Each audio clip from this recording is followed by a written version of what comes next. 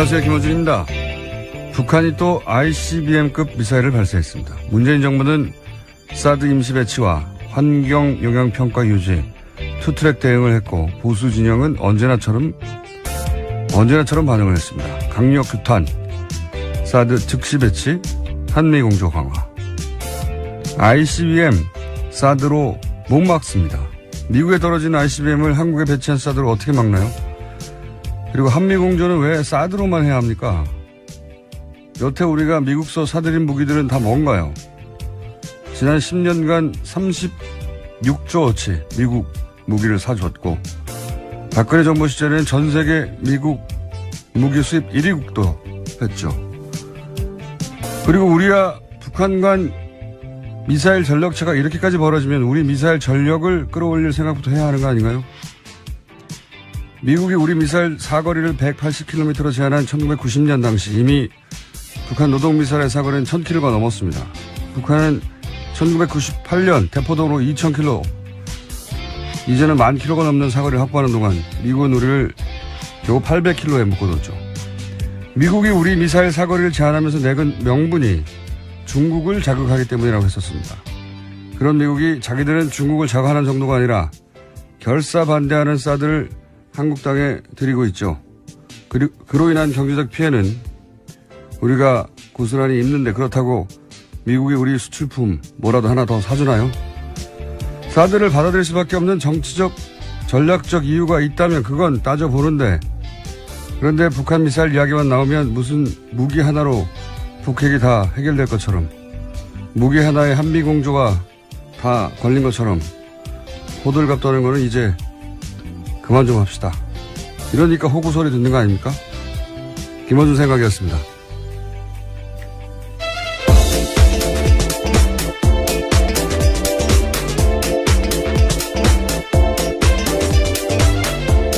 시사인의 김은지입니다. 자, 또다시 월요일이 돌아왔어요? 네네. 월요일이 되면 기운이 나십니까? 아니면 또 월요일이구나 생각이 드십니까? 뭐 대부분이 월요병을 겪지 않겠습니까? 네. 그래요? 네, 굉장히 힘이 없으신데요. 힘이 있어요. 자, 또 북한 미사일 지금 7번째인가요? 8번째인가요? 예. 미사일 이렇게 많이 쏜다는 얘기는 미국이 정권도 바뀌었고, 예. 어떻게 나오는지 보겠고 우리 힘을 보여주겠다는 거겠죠. 북한 입장에서는. 자, 관련 뉴스가 많죠. 예, 전해주십시오. 네, 북한은 지난 28일 오후 11시 41분 자강도 무평리 일대에서 화성 18형 미사일을 발사했습니다. 그런 다음 조선중앙통신을 통해서 최대 정점 고도 3724.9km로 직선거리 998km를 47분간 12초 비행했다라고 밝혔습니다. 그런 다음 또 김정은 북한 노동당 위원장은 이번 미사일 발사 뒤 이 정도면 미국이 우리를 건드리면 무사할 수 없다는 걸 이해했을 것이다 라고 말했다고도 합니다. 북한의 목적은 이제 체제 보정이죠. 예. 핵 보유량으로 따지면 자꾸 말씀드리지만 미국의 핵 잠수함 한 대에 있는 핵무기가 북한 전체 핵무기보다 많아요. 예. 그건 게임이 안 되는데 핵을 가졌다는 거는 그 단순한 비교가 아니라 공포를 통한 억지니까 예. 우리를 건드리면 안 된다. 뭐 평화협정도 먹고 우리를 인정해라 이런 얘기죠. 기본적으로는. 여기 대해서 이제 미국은 북한을 타격할 수는 없고 그걸 이미 오래전에 검토해서 너무 큰 피해가 있으니까 중국을 통해서 압박하는 수단을 계속 쓰는데 중국을 통해서는 원유를 공급하지 말라 이거 아닙니까? 네, 트럼프 대통령이 29일 트위터에 그런 내용을 올렸는데요. 중국은 말만 할 뿐 북한이 아무것도 하지 않는다. 매우 실망했다. 이렇게 썼습니다. 아무것도 하지 않는다기보다는 북한은 중국말도 잘 안 듣는 거죠. 예. 자기들에게 가장 유리한 걸 선택하는 거죠. 북한은 계속해서. 예. 그리고 중국도 사실은 사실상 북한은 핵을 보유한 국가가 됐죠. 그냥 핵 보유국이라고 쓰지 않을 뿐 핵은 다 개발 완료가 된 거예요. 핵 보유국이 된 거예요. 핵 보유국이 되는 게 이 동아시아에서 미국의 힘을 견제하는 데 약화시키는 데도 유리하다고 판단하는 거라고 봐요. 예. 그걸로 뭐랄까요. 중국만 위협하지 않는다면 뭐 그런 복잡한 힘겨루기 와중인 것 같습니다. 자, 여기에 대해서 청와대는 어떻게 반응했습니까? 네, 북한이 미사일 도발을 한 지 1시간여 지난 뒤에 바로 문재인 대통령이 국가안전보장회의, 그러니까 NSC 전체회의 긴급 소집했습니다. 그런 다음 청와대 고위관계자 반응이 나왔는데요. 북한의 도발을 참을 수 있는 한계선인 레드라인의 임계치에 온 것 같다라는 겁니다. 또 문재인 대통령은 NSC에서 사드 발사대 4기의 임시 배치를 지시했습니다. 환경영향 평가는 뭐 그대로 하겠다는, 원래는 환경영향 평가를 하고 나서 최종 결정을 하겠다였는데, 최종 결정을 하겠다는 건 뭐 유지하는데, 일단 나머지 4기는 임시 배치를 해두겠다, 뭐 이런 얘기죠. 예. 북한이 여기에 대해서 두려워할 리가 있나요? 그런데 할 수 있는 게 없는 거예요. 예. 남한의 미사일 능력이라는 게 북한의 위협은 상대가 안 되기 때문에 우리 기술력이 떨어져서 그런 게 아니란 말이죠. 그 얘기는 저는 미사일 얘기만 나오면 특히 보수 진영에서는 그럼 우리 미사일 능력도 올리자 이 얘기를 나와야 되거든요. 이 얘기가 안 나와요. 오히려 이 미사일 지침 개정 관련된 거는 김대중 정부 때 한번 바꿨고 그다음에 그 얘기 나왔죠. 이 뉴스를 먼저 보고 갈까요? 네, 그래서 문재인 대통령이 이번에 또 그 내용도 이야기했는데요. 한미 정상회담에서 논의했던 한미 미사일 지침 개정 협상을 즉시 개시할 수 있도록 협의하라고 지시했다고 합니다.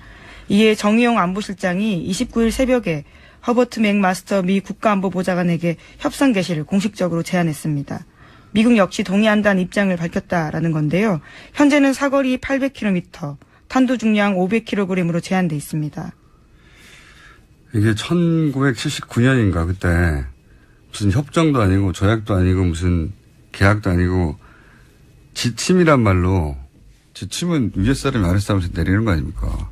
미국이 우리한테 지침을 줬어요. 지침, 가이드라인. 저는 용어부터 기분이 나쁜데 어쨌든 한국 미사일은 180km 이내로 해라. 180km면요 서울에서 평양도 안 돼요. 예. 그거밖에 못하게 했어요. 그리고 나서는 이제 90년대에 협정을 따로 맺었죠. 예. 그 지침만으로 부족하다. 그래서 협정을 따로 맺었는데 그때 이미 북한은 1300km 대 미사일을 가지고 있었어요. 그 노동 미사일. 180km 대 1300km. 예. 그리고 90년대 이미 2500여 600 정도 대포동 한참 이름을 내렸죠. 대포동의 이름 때문에. 그 한미 미사일의 그 기술 격차, 전력 격차는 이미 오래된 겁니다. 예. 굉장히 오래된 것이고 우리는 그동안 기술력이 없어서가 아니라 못하게 하니까 못한 거예요. 이 제한 때문이었죠. 네. 지금과 같은. 미국이 못하게 하니까 그러면서 풀어줄 때는 재밌는 게 김대중 정부 때나 또는 노무현 정부 때도 전시작전 통제권 환수 합의하면서 우리가 이제 해야 되니까 미사일 사거리 늘려야 된다. 이 얘기는 기본적으로는 보수가 해야 될 이야기인데 진보 정권에서 나왔어요. 항상. 근데 김대중 정부 때 300km 늘렸거든요. 당시 근데 300km를 올려준 이유가 그때 미국이 팔아야 되는 미사일이 에이테킴스인가 하는 미사일이 있어요. 탄도미사일. 걔가 사거리가 300km였어요. 그래서 그거 팔려고 사거리를 반격을 준다는 얘기가 그때도 있었습니다. 그러니까 이 미사일 사거리가 떨어지고 그 능력치가 떨어지니까 항상 미국에 의존할 수밖에 없죠. 미국 무기를 항상 사줘야 되고. 아, 참네. 이번에 이제 어쨌든 저렇게 북한이 미사일 능력을 갖추고 계속 앞서가니까, 예. 우리 미사일 사거리 혹은 뭐 중량을 네, 탄도 중량. 중량을 늘리려면 미국하고 얘기를 해야 돼요. 예, 미국하고. 자, 저는 이게 기분이 나쁩니다, 항상. 이런 얘기를 해야 된다고 봅니다, 현실적으로는. 사드하고 북핵하고 상관이 없다니까요. 자꾸 보수 진영에서는 사드를 두려우면 북한 미사일을 막을 수 있는 것처럼 다, 혹은 뭐 ICBM도 해결될 것처럼 할 얘기가 없어 그렇거든요. 달리. 그리고 사드가 들어와야지 한미공조가 강화된다느니. 다른 무기 뭡니까? 전 세계에서 제일 많이 수집하는데. 수많은 무기가 있는데 무슨 사드 하나 가지고 한미공조를 얘기해요. 이건 미국이 원하는 얘기죠. 네. 자, 답답합니다. 맨날 북핵 얘기 나오고 미사일 얘기 나오면 사드 배치하라, 사드 배치하지 말아라. 환경영향평가 하지 말아라, 빨리 배치하라. 북한 미사일이 2대입니까? 4대예요. 1000대가 넘는데. 그럼 어떻게 해요? 사드 몇 대로 미사일을 잡기도 힘들지만 잡았다고 칩시다. 나머지 1000대는 어떡하냐고요. 그럼 사드를 1000개를 배치하나요? 1개 배치해도 지금 중국하고 러시아하고 이렇게 난리인데. 사드로 북핵을 해결할 수도 없고 미사일을 해결할 수도 없는데 자꾸 사드 얘기만 합니까 맨날. 답답하네요. 자, 이 얘기는 전문가하고 저희가 아무래도 이번 주에 몇 번 다뤄야 될 것 같고 다음 뉴스 넘어가죠. 네, 지난주 금요일 박근혜 전 대통령 재판이 있었습니다. 그런데 박근혜 전 대통령이 재판을 마치자마자 병원을 찾았습니다. 몇 주 전 발가락을 문지방에 찧었다가 생긴 염증 때문에 발등까지 불어올랐다라는 이유 때문인데요. 박 전 대통령은 4번째 발가락에 MRI 촬영을 하고 3시간 동안 정밀검사 마치고 구치소로 돌아갔습니다. 구치소 관계자는 신경이나 뼈에 문제가 있는지 정밀검사를 하러 외부 진료를 허가했다면서 더위도 심해져서 염증이 붓고 평소에 잠도 잘 못 잘 정도다라고 설명했습니다. 이 소위 구치소 관계자의 말들은 매체에 따라 바뀌어요. 예, 이게 TV조선처럼 보수 매체는 항상 건강이 이상하다거나 이런 얘기가 나오고, 예. 또 좀 있으면은 건강 이상설이 있으면 무슨 소리냐, 건강에 아무 이상 없다면 구치소 관계자 얘기가 나오고, 구치소 관계자들끼리 서로 얘기가 항상 달라요. 정반대 이야기. 구치소가 제가 보기에는 잠실체육관 정도로 넓거나 서로 아주 사이가 나쁘거나 구치소 관계자가 한 사람을 수백 명을 보거나, 예. 아니면 만들어낼 말이거나요. 예. 건강 이상설은 항상. 근데 이제 MRI 촬영 결과가 곧 나올 테니까요. 어떤지는. 공개하진 않겠죠. 예. 근데 4번째 발가락이 이렇게 찧었다고 소염제 먹으면 되는 거 아닙니까? 염증이 생겼다고 MRI 찍는 경우도 있는지 저는 의사가 아니어서 모르겠으니까.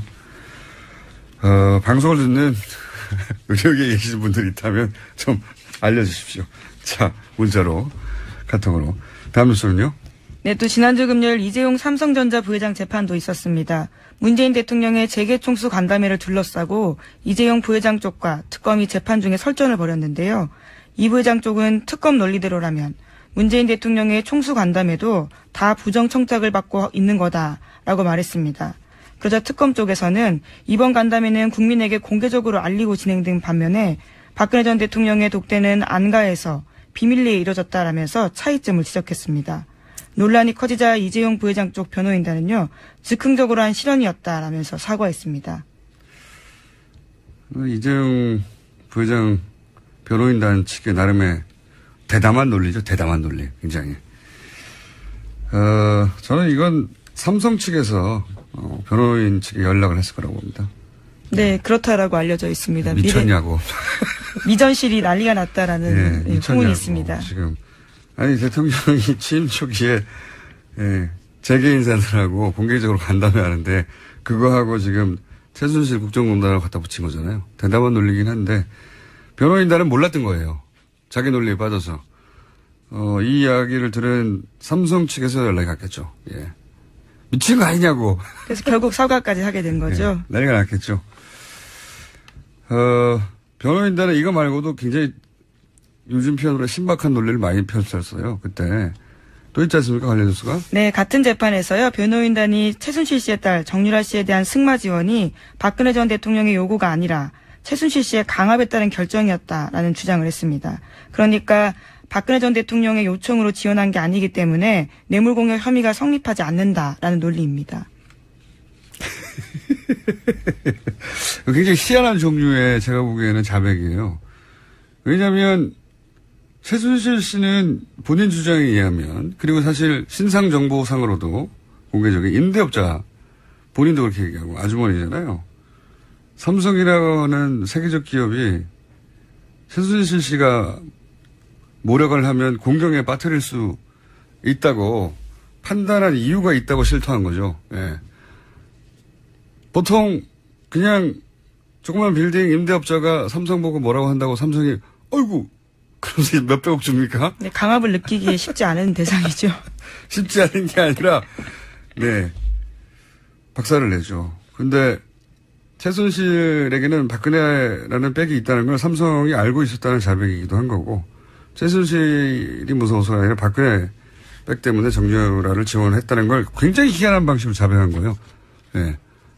박근혜 대통령과의 거래가 있어서 그 결과로 이 돈이 왔다 갔다 했다면 뇌물죄가 되니까 최순실 씨의 강요에 의해서 했다는 거 아닙니까? 최순실 씨의 강요. 갑자기 나온 논리죠. 네. 네. 네. 굉장히 재밌습니다. 네. 이재용 부회장의 변호인단이 워낙 불리한 상황이다 보니 네. 논리를 만들어내는 것도 참 재밌네요.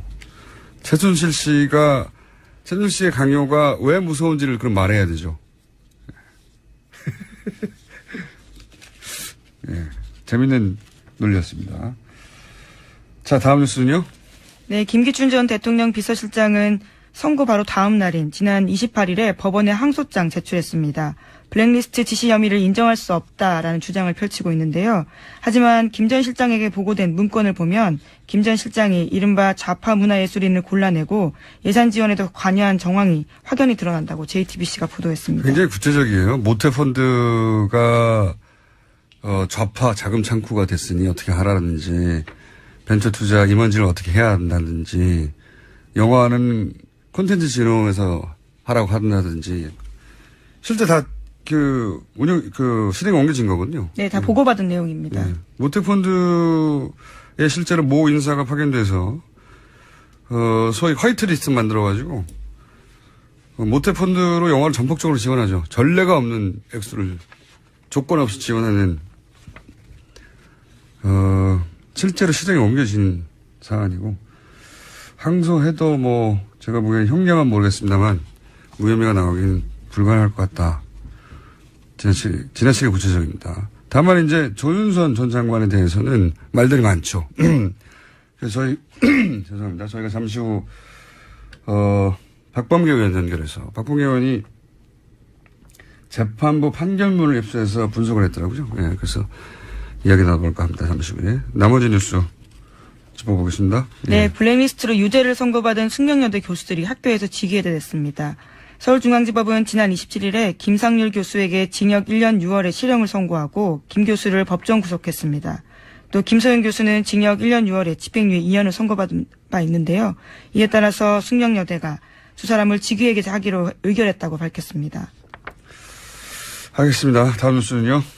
네, 류석춘 자유한국당 혁신위원장이 최근 청년대상 행사에서 일베 활동을 독려하는 발언을 해서 논란에 휩싸였습니다.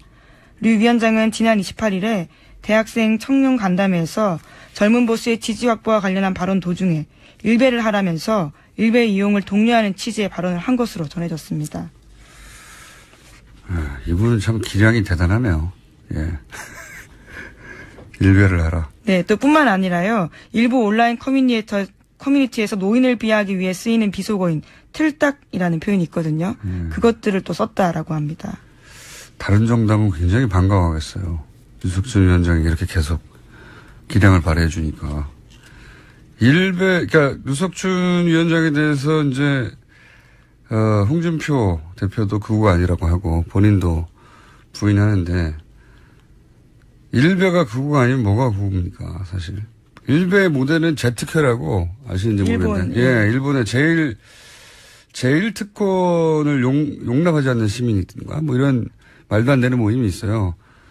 그러니까 제일교포. 네, 혐한 단체죠. 예, 제일교포라고 하는 적을 하나 설정하고 실제로는 극우 활동을 하는 거죠. 제트케의 뭡니까 캐치프레이즈 혹은 이념이라기보다는 주장하는 내용이 이런 거예요. 애국, 예, 반여성, 반진보 똑같아요. 일베하고. 예. 실제 일본의 이 전문가들하고 얘기해 보면 일본 자민당이 실제로는 제트케를 충분히 문제 삼고 제압할 수 있음에도 불구하고 용납하고 있다. 그런 정서가 있다. 그런 정황도 있고 라고 하거든요. 일베가 제트케를 모델로 한 거다. 라고 저는 봅니다. 똑같아요. 거의 완전히 실제. 그리고 일배하는 분들이 박근혜 정권 초기에 국정원에 가서 강연 듣고 뭐 이런 네, 행사도 그렇죠. 있었죠. 속칭 시계도 얻어왔었고요. 예. 말이 안 되는 거죠. 예, 국가정보기관이 대놓고 이런 제트케를 모델로 하는 매우 의심스러운 커뮤니티를 불러서 관계를 맺고 어쨌든 그런 일배를 하라고 그러면서 일배에서 사용되는 용어들도 사용하는 거 아닙니까? 자주 본다는 얘기죠. 예. 네, 굉장히 노인층을 비하하는 말이기 때문에 쉽게 쓸 수 없는 말인데요. 정치인으로서는 참 그렇네요. 정치인은 아니지만 본인이 학자인데 예. 근데 혁신위원장이기 때문에요. 가지는 자리의 무게감이 분명히 있습니다. 하도 유저라고 봐야죠. 이런 용어를 다 안다는 말. 본인 스스로. 대단합니다. 이분의 활약상이. 일배를 하라고. 보통 정치인들은 일배까지 하라고 말을 못한단 말이죠. 그렇죠. 웬만한 극우 정치인도요. 일배를 하라. 훌륭한 분입니다. 자, 시간이 거의 다 됐기 때문에 제목 한두 개 정도 정리해 주세요. 예. 대한민국 어버이연합 사무실 이전하는 활동하고 있다고 합니다. 어제 경향신문 기자들이 가서 만났는데요. 이사 준비가 한창이었습니다. 그 자리에서 만난 추선희 사무총장이 정부 지원이 끊긴 뒤 돈이 없으니까 활동 접자는 얘기 나왔지만 끝까지 하기로 했다라는 겁니다. 참 재밌는 게 원래 지난 보수 정권 때는 이 어버이연합에 대해서 정부 지원 받는 거 아니냐 라고 공세를 취하면 항상 하는 말이 무슨 소리냐. 우리는 정부 지원 안 받는다. 우리는 돈 객출해가지고 하는 그렇죠. 거라면서 막 통장 뿌리고 그런 보도하는 언론사 앞에 가서 막 항의하고 막 난리가 났었거든요. 우린 돈 한 푼도 안 받는다고. 지금 이제 정부 지원이 끊긴 뒤 돈이 없으니까 활동을 접자. 이런 얘기를 스스로 하고 있습니다. 예. 그러니까 또 소속돼 있는 어르신들이 무슨 소리냐. 10년간 해왔는데 계속 해야 된다. 뭐 이런 이야기를 본인들끼리 하고 있다는 거죠. 네, 그래서 사무실을 좀 옮겨서 하기로 했다라는 게 추선희 사무총장의 설명입니다. 어버이연합의 탄생 즈음부터 지켜본 저로서는 본인들이 이렇게 스스로 정부 지원이 끊겨서 활동을 못한다고 말하는 걸 처음 보고 처음에 이제 다음에 카페로 시작했거든요. 예. 물론 뭐 다음 카페는 껍데기고 실제로는 처음부터 정부 사이드에서 그 정부 누군지는 모르겠으나 누군지는 알 것도 같습니다만 거기서 만들어냈다라고 하는 얘기인데 초반 한 1년 반 2년은 카페 오프라인에 모인 사람이 100명이면 최소한 카페 100명을 활동해야 되잖아요. 그렇죠. 카페 오프라인에 100명, 200명이 모이는데 카페에는 회원이 10명이고 막 그랬어요, 처음에는. 처음부터, 저는 맨 처음부터 봤기 때문에 처음부터 거기서 모아서 자발적으로 생긴 게 아니었어요. 도대체 저 사람들은 어디서 왔을까? 카페에는 사람들이 없는데 글 쓰는 사람이 1명, 2명 뭐 조회수 5 뭐 이랬거든요. 네, 어버이연합 같은 경우에도 관제 데모 지시한 의혹 받고요. 검찰에 고발된 상태입니다. 그런데 아직까지 사법 처리 방향 나오지 않고 있다고 합니다. 알겠습니다. 지금 30초 정도 더 있다고 하네요. 아마 박봉계 의원이 연결이 금방 안 되나 봅니다. 하나 정도 더 하죠. 예. 네, 백악관에서 미국 백악관에서요. 연결됐다고 하는데 그냥 하죠. 예. 예, 미국 백악관에서 권력 투쟁이 한참이라고 합니다. 그래서 프리버스 비서실장이 경질됐다라는 소식이 있습니다. 아, 이거요. 예, 우리나라로 치면 비서실장하고 청와대 홍보수석하고 싸운 거죠. 예. 예, 심지어 트럼프가 파리 잡으라는 호출까지 했다라는 비서실장의 폭로까지 있었습니다. 예, 비서실장 보고 자기 방에 와가서 파리 좀 잡아라. 파리 다닌다고. 그 사람이 잘린 거고 홍보수석에 해당되는 사람이 딸의 측근으로 알려져 있고 정말 가관입니다. 비서실장을 비행기 같이 타고 가다가 그 안에서 잘랐죠. 그렇죠. 거기다가 또 잘렸다라는 이야기를 트위터에다가 올린 겁니다. 정말 장난 아니에요. 미국 소식은 이번 주에 한번 저희가 전문가 모시고 종합해 보겠습니다. 여기 난리 났거든요. 예. 지난주 한 주가 워싱턴에서 이렇게 말이 안 되는 사건이 많이 벌어지는 일이 없다라고 미국 언론들이 할 만큼 난리가 났었습니다. 여기 한번 짚어보겠습니다. 여기까지 하겠습니다. 시사인의 김은지였습니다. 감사합니다.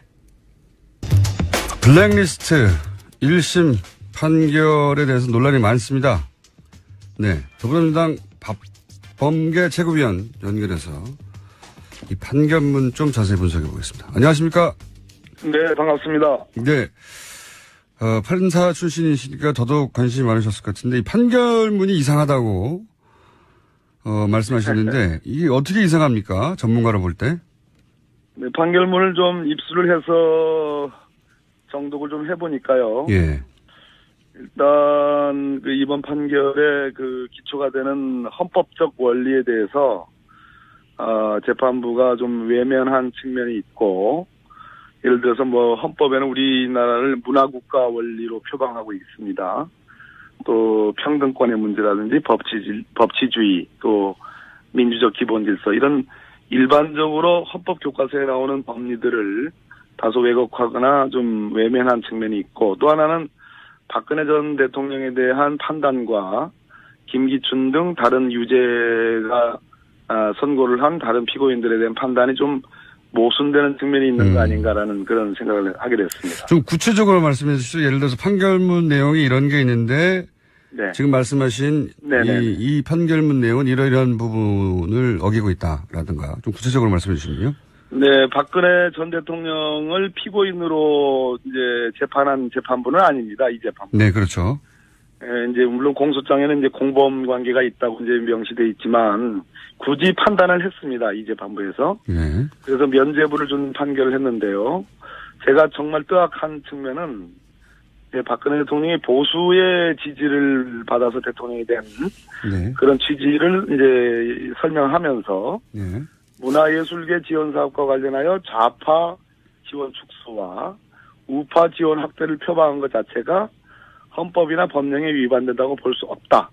이렇게 단적으로 써놨습니다. 아하. 그러니까. 헌법은, 우리 헌법은 좌파니 우파니, 진보니 보수니, 그것이 실적법에 위반되는 것만 아니면, 그거를 이유로 무슨 차별을 하라고 돼 있지 않습니다. 그렇죠, 당연히. 민주적 기본질서나 문화국가 원리가 그렇거든요. 네. 진보적 예술인이라고 그래서 차별한다라고, 차별해서는 안 되는 거죠. 그러니까 지금 판결문의 기본 논조가, 제가 잘 이해했는지 봐주십시오. 예. 기본 논조가, 원래 헌법은 좌든 우든, 기본적으로, 진보든 보수든. 네, 진보든 보수든, 그거 불법이 아닌 한 정책적으로 차별해서는 안 되는 것이 헌법적 정신인데. 그렇습니다. 이 판결문은 보수의 지지를 받아 탄생한 대통령이, 보수를 더 많이 지원하고, 진보 진영 쪽을 배제하는 것이 문제가 아니라고 판단한 거라는 거죠. 그렇습니다. 명시적으로 헌법이나 법령에 위반된다고 볼 수 없다 이렇게 해놨습니다. 그래놓고 정작 그래놓고 정작 김기춘 등의 유죄가 선고된 그 사람들에 대해서는 또 이렇게 했습니다. 예를 들어서 여러 부분인데 그중에 예술이 책임 심의위원 선정 부분이나 또 문해기금 지원 부분, 또 영화제, 영화관에 대한 지원 부분 이렇게 이런 부분들이 있거든요. 이런 부분에 대해서는 단지 좌파 또는 정부를 반대한다는 이유로 특정인을 사업에서 지시하는 것은 이제 위법하다 이런 취지로 또 해놨습니다. 서로 충돌하네요. 앞뒤가 안 맞잖아요. 앞뒤가 안 맞잖아요. 그렇군요. 그러면은 예를 들어서 그렇게 보수를 밀어주고 진보를 억압한 것이 문제가 아니라 그 과정에서 위법한 방식을 사용했다. 이게 문제라고 생각한 겁니까? 이 판사님은? 그러니까 지금 이제 크게 이 문화예술계 지원 배제 부분은 네 대목이 있는데요. 네. 하나는 이제 아까 제가 말씀드린 세 부분 예술위의 책임 심의위원 선정에서 차별을 합니다. 예. 요 한 부분이 있고 문해기금 지원에서 차별하는 부분이 있고 영화제 지원 또는 영화관 지원에 차별하는 부분이 있고 세종도서 선정과 관련된 차별 요 네 가지 부분이 있는데 세종도서 선정 부분은 철저하게 절차 위반 측면을 부각시키고요. 네. 나머지 세 부분은 아까 박근혜 전 대통령에 대한 판단과 다르게 좌파라는 이유로 또는 정부를 반대한다는 이유로 차별했기 때문에 위법하다. 앞뒤가 분명히 안 맞네요. 자체적으로도 조금 모순되는 측면이 있고 박근혜 전 대통령의 썼던 논리하고도 좀 배치되는 그래서 좀 판결이 좀 우왕좌왕하는 거 아닌가 좀 뭐 대단히 미안한 말씀입니다만은 그런 측면을 말씀드리는 겁니다. 네, 알겠습니다. 그 대목은 이해했고요. 예. 굳이 박근혜 전 대통령이 공범이 안 된다고 법원이 판단한 부분에 대해서 지적하셨지 않습니까? 네. 이 재판에서는 사실 박근혜 전 대통령을 피의자로 판단하는 게 아닌데도 불구하고 박근혜 대통령 공범이 안 된다는 표현이 판결문에 나오는 거죠, 아예? 그렇습니다. 제가 보기에는 명백하게 무죄라는 그런 취지로 확실하게 써놨습니다. 이런 경우도 있긴 있습니까?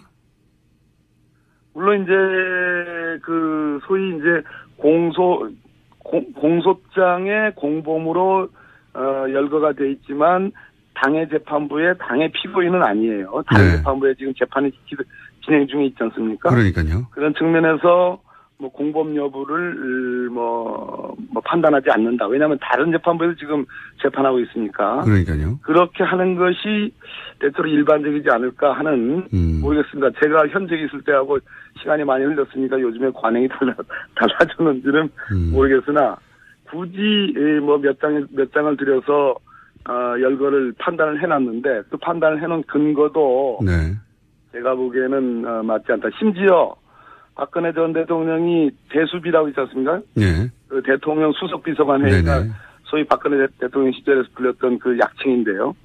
대수비에서 그 문화예술계 지원 배제 지시를 하는 것도 인정을 합니다. 이 재판부는. 그리고 그것과 관련된 보고를 받은 것도 인정을 합니다. 지시에 보고 받은 거를 다 인정을 하는데 공범이 안 된다고.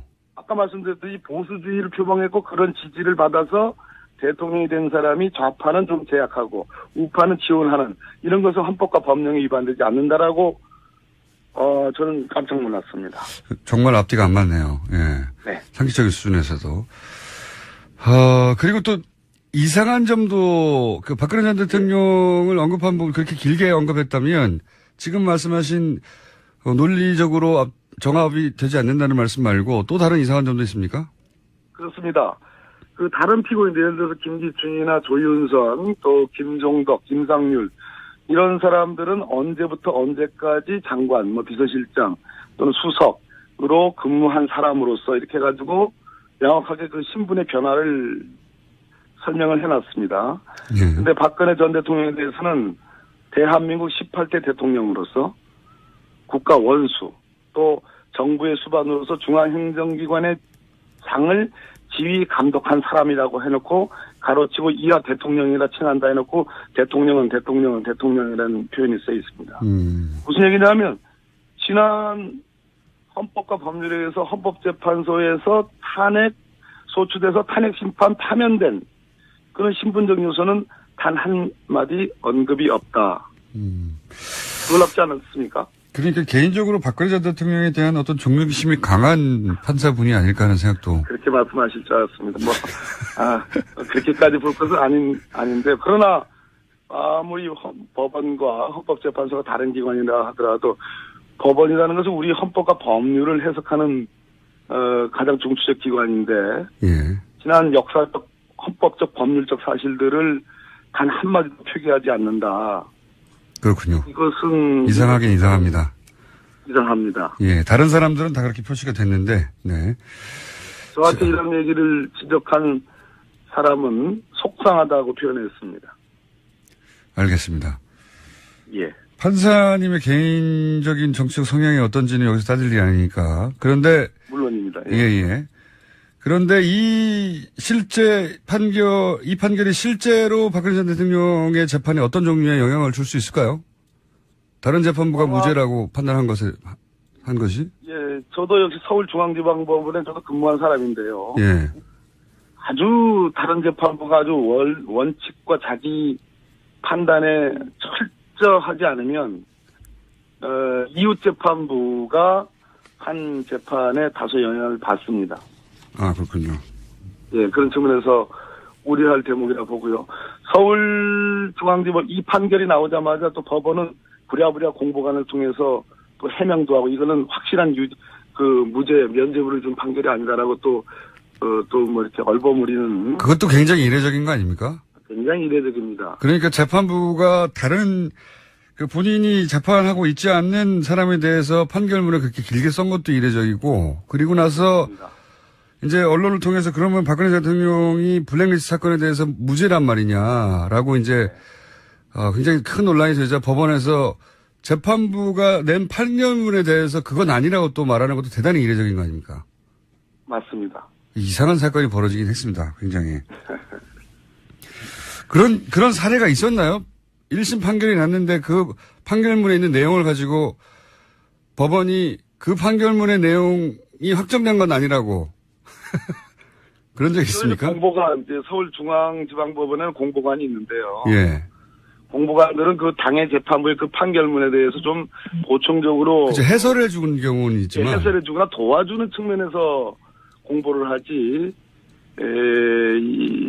서로 앞뒤가 안 맞는, 전 제가 보기에는 그렇습니다. 대체로 지금 이런 비판은 있습니다. 서울중앙지법 형사재판부의 부장판사들이 양승태 대법원장 체제에서 다소 보수화된 거 아니냐라는 그런 어떤 민변을 포함해서 법조계의 그러한 어떤 비판적 시각은 쭉 있어 왔습니다만은 제가 보기에는 이 판결문은 여러 군데에서 납득이 되지 않는 측면이 있다. 논리적으로라도 일관돼야 되는데 논리적으로도 충돌하고 있다. 이런 말씀을 하시는 거고. 맞습니다. 그 지적도. 예. 또 한 가지 제가 이상하다고 생각한 부분은 김종덕 전 장관에 대해서는 부당한 지시를 했음에도 네. 부당한 줄 알면서도 따랐기 때문에 이제 유죄를 선고한 거 아닙니까? 요약하자면? 그렇습니다. 예. 예. 그러면 장관한테 지시할 사람은 대통령인데요. 네. 그러면 대통령이 부당한 위법한 지시를 했으니까 이 논리대로라면 대통령도 당연히 책임이 있어야 되는 것 같은데 그 논리 안에서는 네. 그렇지 않습니까? 바로 맞습니다. 그러니까 잘했다고 해주십시오. 네, 역시 그러다 보니까 김기춘 비서실장을 수개로 본 겁니다. 좀 표현해. 아 그렇군요. 네, 두목으로 본 겁니다. 박근혜 전 대통령은 빼버리고. 아까 제가 말씀드렸듯이 그럼에도 불구하고 이 판결문 자체 안에도 예. 박근혜 전 대통령이 청와대 그 수석비서관에 의해서 이 문화예술계 배제 지원에 관한 지시를 한 것도 인정하고 그와 관련된 관계자들의 보고를 받은 것도 인정을 합니다. 근데 거기에 면죄부를 주려 하니까 아까 참 헌법상의 이상한 논리, 자기는 보수주의를 표방하는 그런 지지를 받는 대통령이니까 보수를 더 지원하고 진보를 좀 차별하는, 제약하는 그런 거는 헌법과 법령이 위반되지 않는다라는 정말로 그것은 헌법학도들에게 큰 상처를 줄 만한 그런 설치가 저는 가능했다고 보이죠. 알겠습니다. 자, 조윤선 장관 얘기를 5분 남았는데 해보자면요. 조윤선 장관의 경우에 뭐라 그럽니까? 너무 이상한 것이 본인 전임 수석, 본인 전임 장관, 그 당시 자기 부하 직원인 비서관, 그리고 부하 직원인 차관 다 유죄예요. 예, 맞습니다. 어떻게 본인만 쏙 빠져나왔는지 너무 이상하거든요. 그 자체로도. 네. 이 조윤선 장관의 무죄에 대해서는 어떻게 판단하십니까? 일단은 제가 보기에는 심리가 충분하지 않은 느낌이 듭니다. 그러니까 대체로 다른 유죄 피고인들에 대해서는 철저하게 심리를 했지만 네. 일단 제가 한 가지 더 말씀 좀 드릴 게 있는데요. 김기춘 전 비서실장에 대한 징역 3년에 대해서도 비판이 많지 않습니까? 네네. 근데 그 부분의 양형 이유, 즉 형량을 그렇게 적게 준 이유를 판결문에 써놨는데요. 예. 그러니까 보수주의를 표방한 대통령을 보좌하는 정무직 공무원들로 문화예술계가 지나치게 좌편향되어 있다는 인식에 따라 이를 단기간에 바로잡겠다는 의혹이 지나쳐 범행에 이른 것으로 보인다. 의혹이 지나치지만 않았으면 괜찮다는 얘기네요. 예. 그러니까 이는 특정 개인 등의 사익 추구를 목적으로 국가 권력을 남용하는 다른 국정농단 범행과는 성격이 분명히 다른 것이어서 이를 양형에 참작할 필요가 있다. 아하, 그렇군요. 바로 이 대목에서 이 재판부의 성격이 드러나는 건데요. 즉 민주적 기본 질서를 침해하는 이 블랙리스트 사건에 대해서 다른 최순실의 사익 추구와 비교했을 때 현재 이거는 참작할 만하다 이런 취지거든요. 네. 바로 이런 인식의 토대가 저는 조윤선 정무수석의 무죄에 저는 바탕이 됐다고 보여집니다. 무슨 얘기냐면 정무수석실은 조윤선 수석 이전 박준호 수석이든 조윤선 수석이든 이 민간단체 보조금 TF를 만들었고 그 뒤에 지원 배제를 하는 대상자 명단을 관리하고 그것이 실제로 지원이 되는지 안 되는지를 계속 점검을 해왔습니다. 네. 그런데 유독 조윤선 수석에 관해서는 관계자들의 진술이 특검에서 진술과 법정에서 진술이 좀 바뀌긴 바뀝니다. 네네. 예, 바뀌긴 바뀌었으나 특검에서의 진술은 철저하게 배제하고 무시하고 예. 법정에서의 증언만 부각을 시켜서 그거를 믿은 겁니다. 그러니까 조윤선 장관에게 불리한 증언들은 배척했다는 얘기네요. 눈을 감고 배척했습니다. 왜냐하면 제가 특히 이해가 안 갔던 것이 전임 수석이 전화로도 만나서도 블랙리스트 설명했다. 전 장관에게. 전임 수석이 설명했다고 하는데 인수인계가 안 됐다고 말하는 게 그 법원에서 전 이해가 안 갔거든요. 바로 그겁니다. 신동철 비서관의 진술, 또 김상률 교문수석의 진술이나 증언 등등만 가지고도 제가 보기에는 이 재판부도 판결문에는 그러한 사정을 알았을 것 같다라는 걸 인정하고 있습니다. 그런데 직접적으로 그거를 승인하거나 지시하지 않았다. 이렇게 판단한 건데요. 제가 보기에는 지금 문제가 되는 미필적 고의라는 것이 이제 전 국민이 다 아는 법률 용어가 된 거 아니겠습니까? 네네. 그랬을 때 미필적 고의라는 그런 법리는 그냥 눈을 감은 거 아닌가. 전혀 고려하지 않고 그냥 문제를 유독 드러내서 한 거 아닌가 하는 그런 비판은 변할 길 없다 이런 말씀입니다. 재판부가 주도하지도 승인하지도 않았다는 걸 다 인정하더라도 사실은 미필적 고의라는 부분은 눈을 감았고 실제 승인하지 않았는지는 잘 모르겠습니다만 그걸 다 인정하더라도 본인은 사실은 그 임무가 수행되는 책임 부서와 부처의 장관과 수석을 했지 않습니까? 그렇습니다. 그리고 그 기간 중에도 계속 그런 일이 일어났고요. 네네. 그리고 블랙리스트가 있다는 것을 알았다는 것까지는 재판부가 확인했지 않습니까? 확인했습니다. 네. 그러면은 불법이 일어나는 것을 묵인 방조한 것도 있지 않습니까? 바로 이제 그 측면, 묵인 방조한 것이 제가 보기에는 미필적 고의로 모두 지금 다른 사람들에게 유지된 부분을 다 인정할 수 있는 부분이라는 얘기입니다. 또 하나는 위증만, 국회에서의 위증한 것을 가지고 지금 징역 1년에 집행유예 2년 한 거 아니겠어요? 네네. 근데 그것도 엄밀히 따지려면 만약 이 블랙리스트, 문화예술계 지원 배제에 대해서 무죄라면 국회에서의 증언도 제가 보기에는 다소 위증 부분이 있다 하더라도 처벌 가치가 별로 없는 것입니다. 알겠습니다. 여기까지 오늘 다루고요. 여보세요? 네네네. 네, 오늘 말씀 감사합니다. 또 모시겠습니다. 예, 감사합니다. 박범계 최고위원이었습니다. 안녕하세요. 김호준입니다. 북한이 또 ICBM급 미사일을 발사했습니다. 문재인 정부는 사드 임시 배치와 환경 영향 평가 유지, 투트랙 대응을 했고 보수 진영은 언제나처럼 반응을 했습니다. 강력 규탄, 사드 즉시 배치, 한미 공조 강화. ICBM 사드로 못 막습니다. 미국에 떨어진 ICBM을 한국에 배치한 사드로 어떻게 막나요? 그리고 한미 공조는 왜 사드로만 해야 합니까? 여태 우리가 미국서 사들인 무기들은 다 뭔가요? 지난 10년간 36조어치 미국 무기를 사줬고 박근혜 정부 시절에는 전 세계 미국 무기 수입 1위국도 했죠. 그리고 우리와 북한 간 미사일 전력차가 이렇게까지 벌어지면 우리 미사일 전력을 끌어올릴 생각부터 해야 하는 거 아닌가요? 미국이 우리 미사일 사거리를 180km로 제한한 1990년 당시 이미 북한 노동미사일의 사거리는 1000km가 넘었습니다. 북한은 1998년 대포동으로 2000km, 이제는 10,000km가 넘는 사거리를 확보하는 동안 미국은 우리를 겨우 800km에 묶어뒀죠.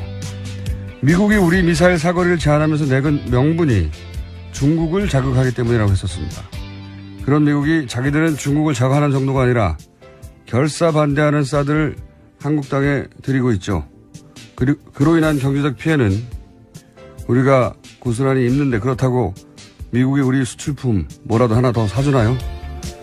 사드를 받아들일 수밖에 없는 정치적 전략적 이유가 있다면 그건 따져보는데 그런데 북한 미사일 이야기만 나오면 무슨 무기 하나로 북핵이 다 해결될 것처럼 무기 하나에 한미공조가 다 걸린 것처럼 호들갑 떠는 거는 이제 그만 좀 합시다. 이러니까 호구 소리 듣는 거 아닙니까? 김어준 생각이었습니다.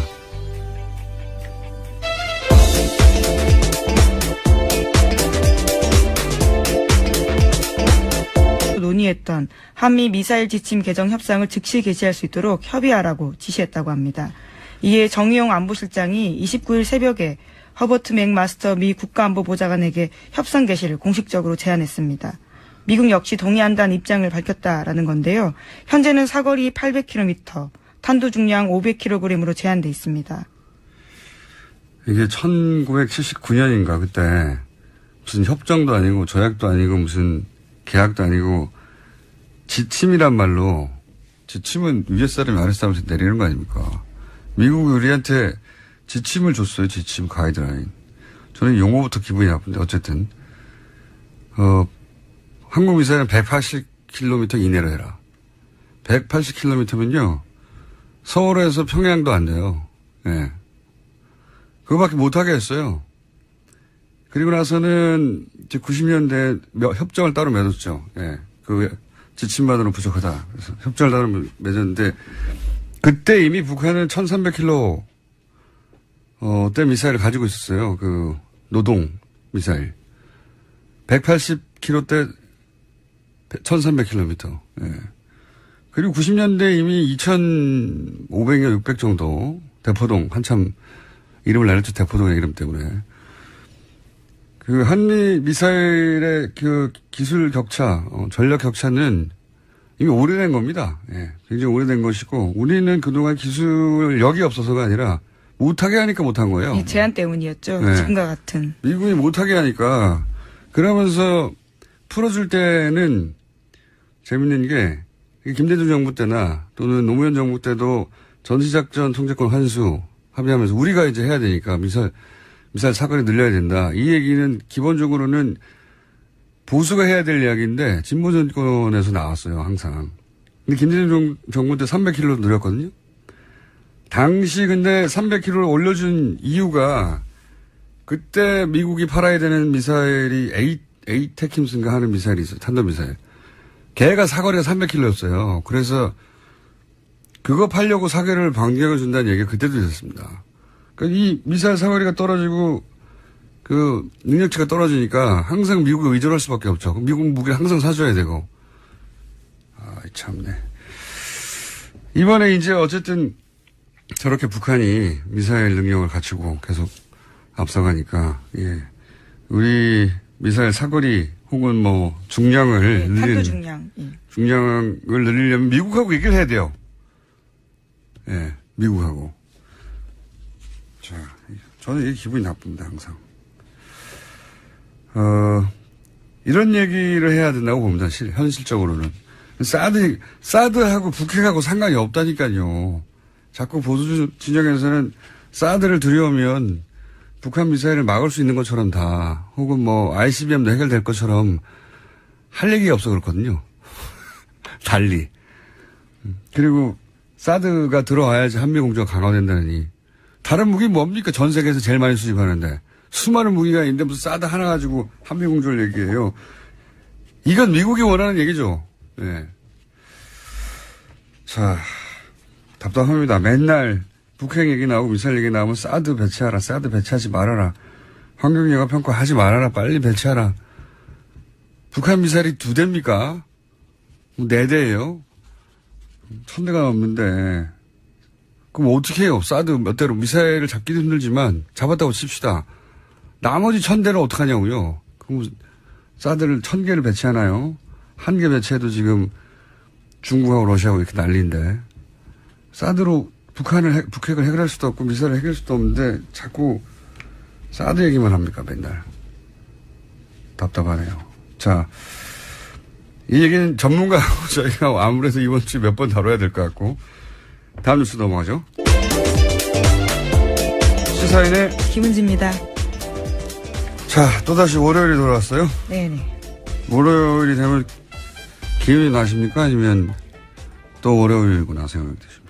대부분이 월요병을 겪지 않겠습니까? 네. 그래요? 네, 굉장히 힘이 없으신데요. 힘이 있어요. 자, 또 북한 미사일 지금 7번째인가요? 8번째인가요? 예. 미사일 이렇게 많이 쏜다는 얘기는 미국이 정권도 바뀌었고, 예. 어떻게 나오는지 보겠고 우리 힘을 보여주겠다는 거겠죠. 북한 입장에서는. 자, 관련 뉴스가 많죠. 예, 전해주십시오. 네, 북한은 지난 28일 오후 11시 41분 자강도 무평리 일대에서 화성 18형 미사일을 발사했습니다.